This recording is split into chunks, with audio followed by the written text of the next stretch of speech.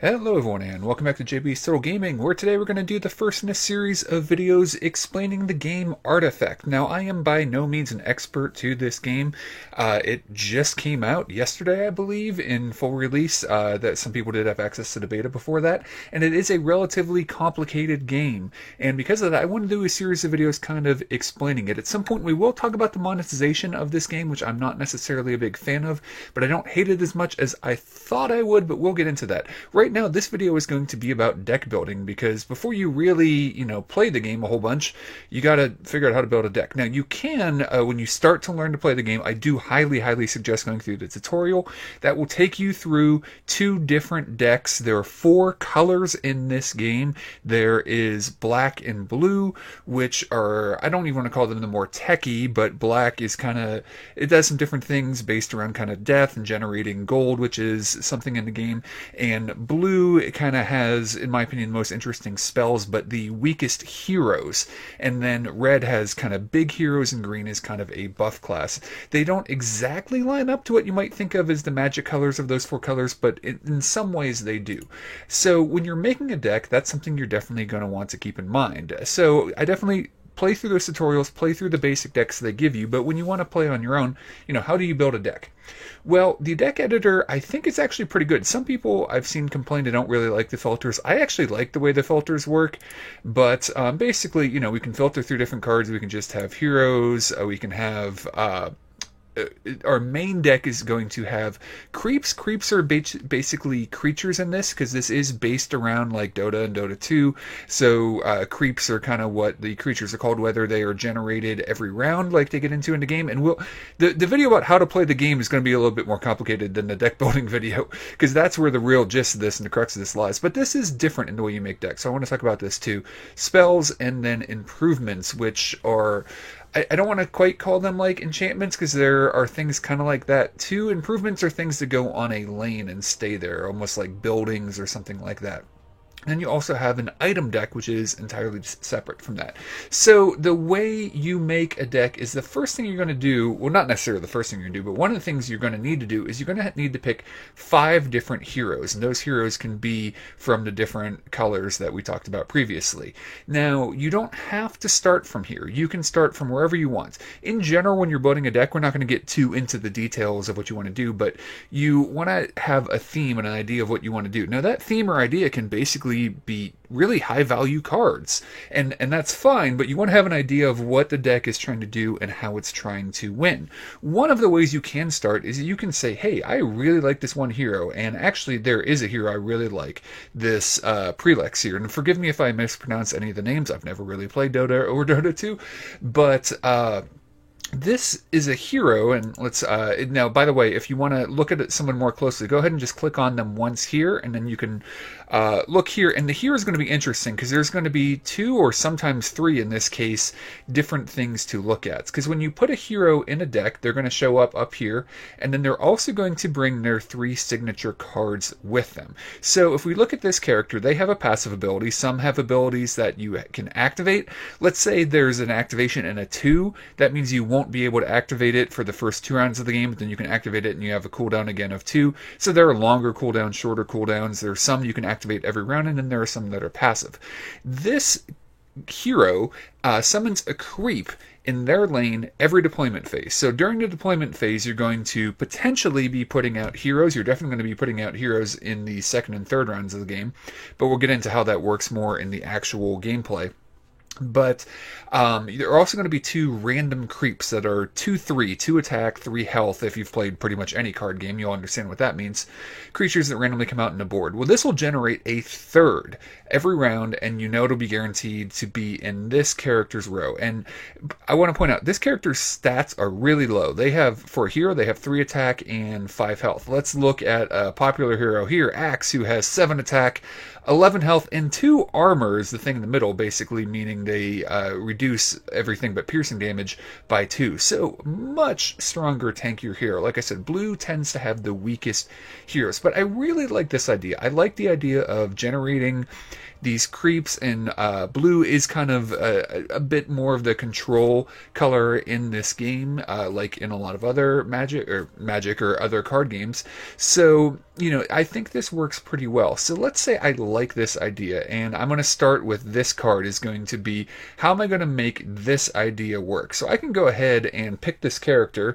I'll just double click, and you can see they'll put them into one of my hero slots, and you have 5 hero slots. So this is also going to show me my deck now has 3 cards in it. Each hero has 3 signature cards. It's 3 copies of the same card that will come with them and become part of your deck. You can see here that your main deck has to have at least 40 cards, and by the time you pick 5 heroes, 15 of those cards will be chosen for you. So when you pick a hero, and this is going to go in general, you want to think about not just you can say like, oh, this hero has great stats, but maybe you don't like their ability, or maybe they don't have an ability, or maybe you don't like the card that comes with them. So here's an example of what the melee creeps look like. This is what this creature will generate, and then we'll get 3 copies of this card. So this is an improvement card. We can tell by this symbol here, so you can see the hero symbol, the creep symbol, the spell symbol, and then improvements. So this is something that goes on a lane and stays there the whole game unless the other character or you does something to destroy it. So this will also summon a melee creep. Now this costs 5 mana. So I have 3 of these cards. So if we get 2 of these out, say running at a time, and then we have this hero out, instead of generating 2 creeps per round, we are now generating 5. So 1 from each of the improvements, 1 from this character, and we know in what lane those creeps are going to go, where the other 2 are going to be random. And I think that's pretty powerful. So this is a character that I say, I want to build a deck around kind of having a lot of creeps out there. That sounds fun. So that's going to be my theme for the deck. So if we look through the different blue heroes, and something you want to bear in mind, you can definitely do monocolor. In my limited time with the game, I've played some mono red and some mono blue, and had some fun with that. And also I've done blue black so far, and then the 2 base decks that they give you to kind of start out with. So I decided, let's make this work, and I can definitely just do all blue, or I can mix it up. And I haven't tried doing a 3-color deck, but a lot of players are playing 2-color. You can definitely play 2-color.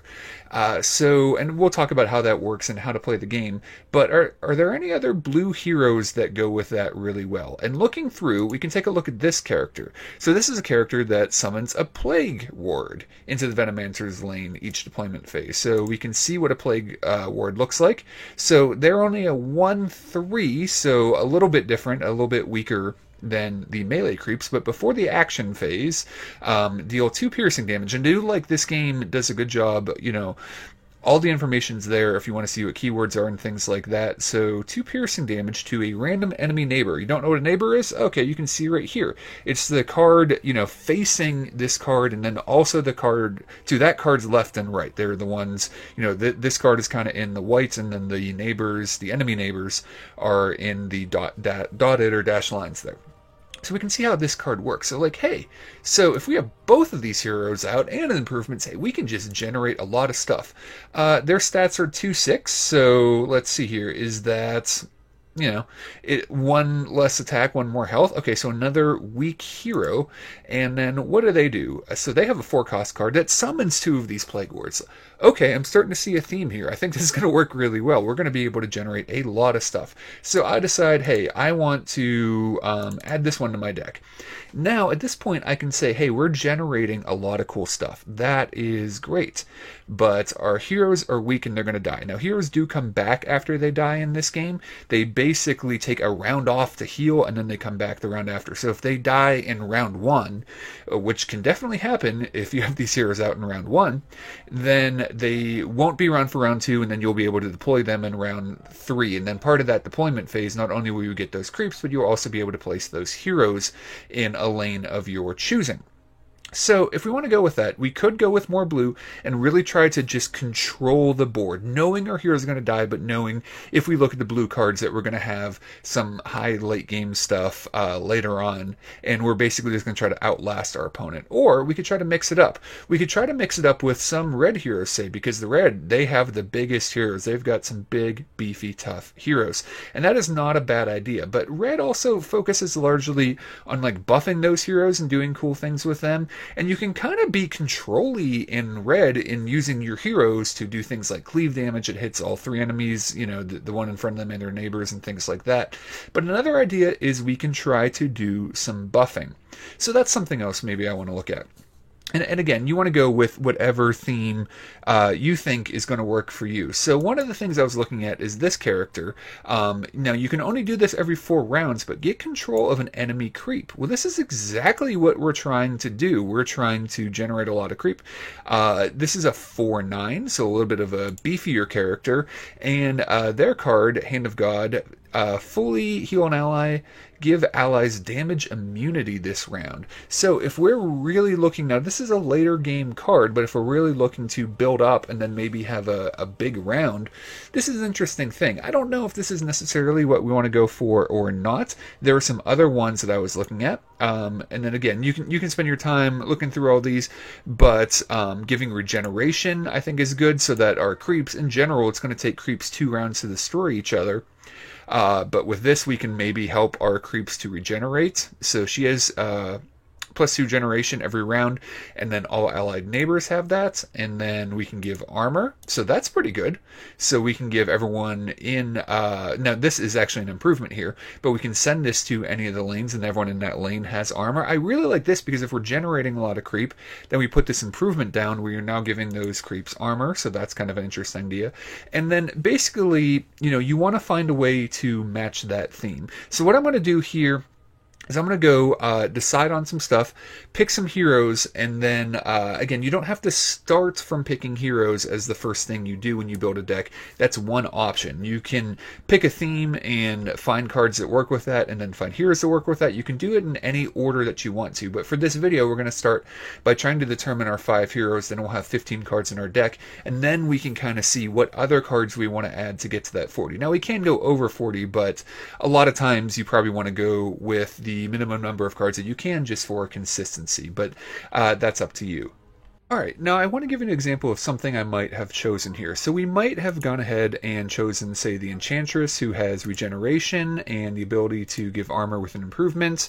The Dreamer here, which allied neighbors have 1 armor, and then we can put this, we can have a unit card as well, or a creep card if you will. So this one has no attack, however, it gives allied allied neighbors armor, and then it also just kind of is just a blocking creature, which can help us get to the end game, which is good. And then I was looking at this Lycan here, who gives allied neighbors +2 attack, which can be great for buffing up our creeps and then doing damage. And then this is another creature card, a creep card if you will, that I like quite a bit.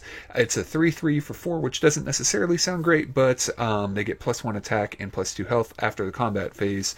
And modify is something that stays on the card. Now, when this creature dies, it goes away. However, heroes come back, so that's something to bear in mind, that you can put equipment on heroes and things like that, and we'll talk about this more in the how to play video. But when you modify a hero, when they die, they will come back, whether those modifications were positive or negative put on by an opponent or something like that. So this is something we could go with, and we could go with this group of 5 heroes.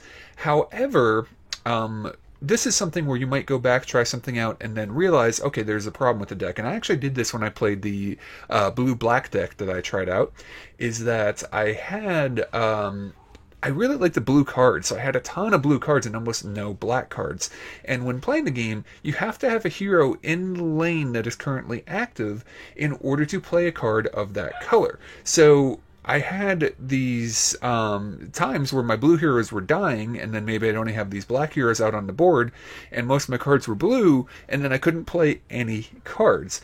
And because I know I like the blue cards, I'm probably going to have more blue cards in the deck than green cards, then this only 2 blue heroes and 2 blue heroes that aren't really that tanky could be an issue. So that's something you want to keep in mind. You want to keep in mind things like your mana curve and things like that. You're going to want to bear in mind in any game you play, but you're going to want to think about the availability. Now, you're going to generate mana passively every turn. Each lane in round 1 is going to start with 3, then go to 4, then go to 5. There are ways to increase that, decrease that for your opponent, and things like that. But in general, you're not worried about drawing lands or mana cards or things like that. But you do need heroes out there to play cards of that type. So we're really going to have to cut one of these, I think, and go with another blue hero, because I want my deck to be focused more on the blue spells. So in doing that, I really like this giving neighbors attack. However, our goal, so it's going to be tricky because we're going to be playing for the long game. Are we going to want to stall out? But this can help us stall out by giving our minions more attack and killing the enemies. So I really think these have some similar things. I think I really like the Enchantress, and I'm really deciding between these two. So giving them armor and getting a blocker, or giving them attack and then being able to have a more threatening creature. For now, one of the things I can look at is the stats. Well, their stats are both 410, so which one do we want to go with? So even though I like this idea and having a blocker and stalling out, I also like the idea of being able to threaten a little bit on occasion. We don't want just to sit back and do nothing the entire time. So I think between these two, basically, this is going to help us be tankier and last longer. And this is going to help us have a little bit more threat, maybe do a little bit more damage with our creep early. I think we're going to go with this for now. We may want to change that up, though. Just some thoughts. And then looking at the blue heroes, I want a hero that isn't necessarily going to die right away. And I was actually looking at this one. Now, drawing a card can always be useful. It's only going to be able to use every 4 rounds, which isn't great, but 8 health is pretty good for a blue hero. And this is the sort of stuff, this card is 1 cost. Remember, you're going to start in round 1 with 3 mana in each lane, so being able to play 1 cost cards is relatively simple. And choose a combat target for a unit. Now, in this game, we'll talk about this in the gameplay again, but you're either going to be attacking directly in front of you or to your left or to your right. It's actually going to be chosen randomly each round, and we can talk about whether or not we like that when we get into actually how to play the game. But I like this idea because we're going to be playing a little bit of control. We're going to be able to keep stuff alive, maybe get rid of stuff that we want to with this card. It's a combat trick, basically, if you want to think of it in Magic the Gathering terms. It's not like an instant or something like that. We do play our cards back and forth in turns. But this ability to kind of control where combat happens means that we don't need to add another card later on. I usually have a few of these cards that let us do kind of these combat tricks. So by having a few of these in our deck already, then we know we don't need to add maybe any or not so many of them later on. So I think we're going to go with this character. And drawing a card is always good. Once every 4 rounds isn't, super powerful, but they have a good stat line, a combat trick that I think will help us to be tanky. So I think we are going to go with this one. So now we have our heroes, and now we have 15 cards. So we're going to start picking here, and we can see the mana curve, both the color of the cards and what they cost. And we can go ahead and say now we just want main deck cards. We don't want to see the heroes or anything like that. And we can also just highlight blue and green. So now these are the cards we can put in our deck, and we want to find some things that are going to match with our theme. We want to make sure that we already have a decent number of cards in the middle. 4 or 5 is good slots to have a decent number of cards in. So we do want some cards on the low end, and 4 is really considered kind of on the low end in a way. I mean, you can play a 4 cost card on round 2. And the other thing we want to think about is our hero order. So you can see up here, previously it said round 1 and then 2 and 3, because at the beginning of the game there are 3 lanes in this game, and the first 3 heroes you have will start out on the board in a random lane, and then in round 4 you'll be able to play another hero, and then on round 5 you'll be able to play another hero, and you choose what order that is going to be. And right here, we don't want her here. I actually don't want her on the board at the beginning of the game. I'm going to put her in the slot 4 right now. The reason I like having this character in slot 4 is because we can see and evaluate the board after 1 round and then try to choose a potentially safe place for this person to come out, or a place that it's going to be good to generate creep. Now, obviously, if they're going to die in round 1, which can definitely happen if they go across, say, a beefy red hero, then we're in trouble. So I definitely think we want her here, and we probably want this guy out there early as well. And we decided this is the beefier person here. So I like the idea of having the Venomancer out there early, because it's, we're still generating something. And again, just a little bit more health, a little bit more likely to survive. And we definitely want at least one, well, we're definitely going to have at least 1 blue out, but we're mainly blue focused. So maybe we want 2 blue heroes out early. So I'm running into this issue where I could do something like this, where I could put the Venomancer here and have that out, and then bring the Enchantress in for that regeneration once we kind of see the board state and where that's going to be worthwhile. And this is risky. You know what? I'm going to go with this. I might swap this and then switch them with 3 and 5 again. I don't know. I'm going to go with this for now, just because I definitely want that ability to have some blue heroes out there. And then even if this hero dies in round 1, all right, we won't be able to put them out in round 2, but then they'll be back out in round 3 if they die in round 2. That we're going to have that ability to have blue heroes out there. So this is what I'm going to go with for now. I don't know if I necessarily like this. I may swap this at some point, but we'll see. These are all changes we can play or make after testing. So now we've got to fill out the rest of the cards. I need to get to at least 40. Now, this is something that, again, you want to choose based on what you want to do. You want to have a decent mana curve, and normally you want a decent number of spells, a decent number of creeps. Potentially, you don't necessarily have to have improvements, but you may want improvements. But this is going to be a deck that's going to be more based around buffing and generating my own creeps. So I don't necessarily need all that many creep cards. I've already got some from my characters. I have 2 characters that are generating creeps. So this may be more of a control spell focused deck. So I'm going to take a look at these cards and choose some that I think might work well, and then we'll look at that and then we'll talk about the item deck. Alright, now at this point, now that I've chosen some cards that I might want to put in my deck, you can see we're at 46 cards. So this is going to be common that you're going to get to a point and then say, okay, now what can I cut from this deck? Now there are several things I want to bear in mind. Again, because you start with 3 mana, normally you want a little better mana curve down here, especially around this 2 slot. But in this game, I'm not so worried about that. I actually think this is a pretty decent mana curve. I actually could go a little bit higher here. I've got very few high-cost spells, and so eventually I might even want to think about adding some cards if I take enough away, because this is a deck that I want to go, for a long time. And yet I don't have a lot of high-cost cards. So that's something I want to bear in mind. Also, right now I'm at 17 green cards to 29 blue cards. We're definitely leaning heavily towards blue.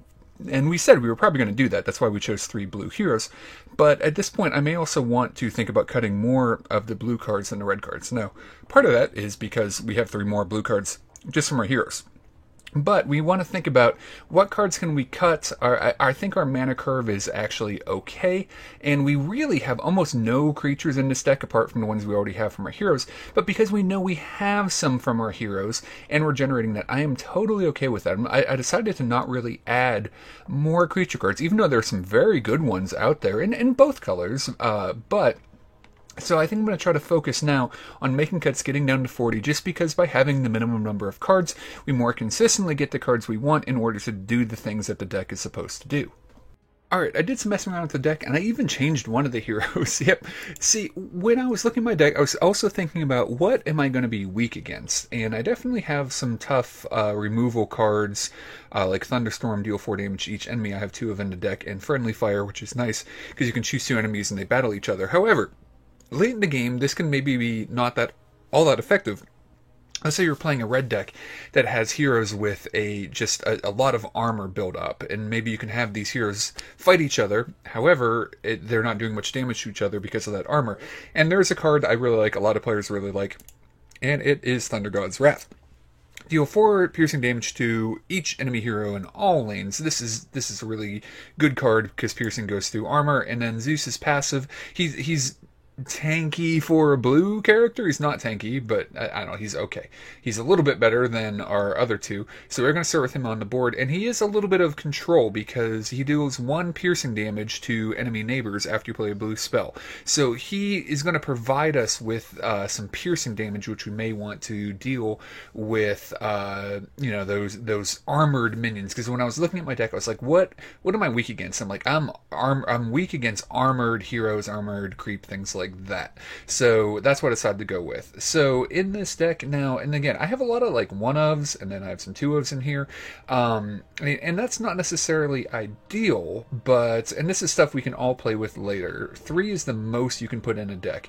I'm trying to think, did I put any 3-ofs in here that aren't, I did put some 3-ofs in here that are not, signature cards. I'm just going to play around with it. One of them is to modify all allied creep with +2 attack and +1 armor. That seems really powerful.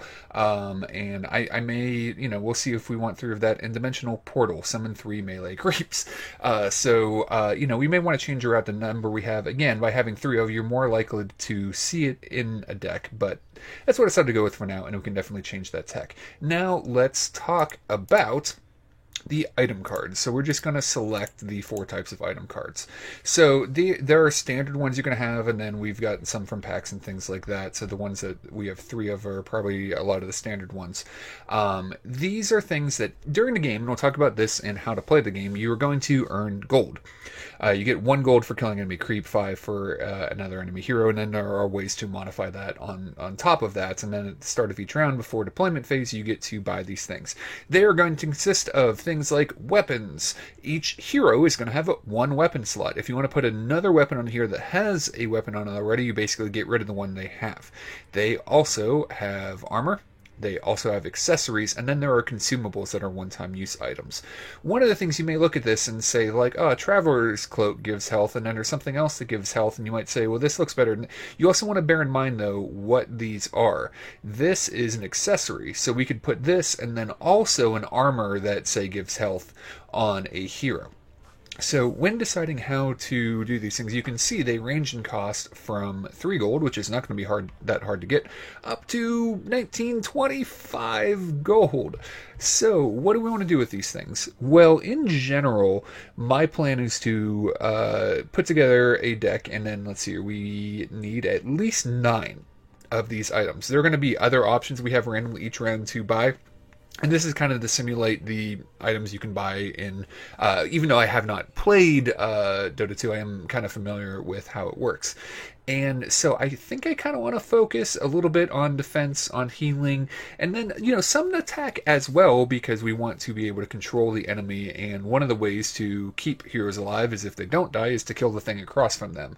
So I'm going to go through and pick some things here. I don't have a lot of advice on how to build one of these, except that you can definitely go for some of the more expensive things that have some just ridiculous effects. So Condemn basically destroys something, gets rid of it. So for example, this Apotheosis Blade has an ability, once every round you can activate it to condemn enemy improvements, condemn each item equipped by the unit blocking the hero that has this equipped. I mean, like, that's powerful, and it gives +8 attack and 4 siege. Siege is if you are being blocked, you will do your attack damage to the thing blocking you and then your siege damage to the enemy tower.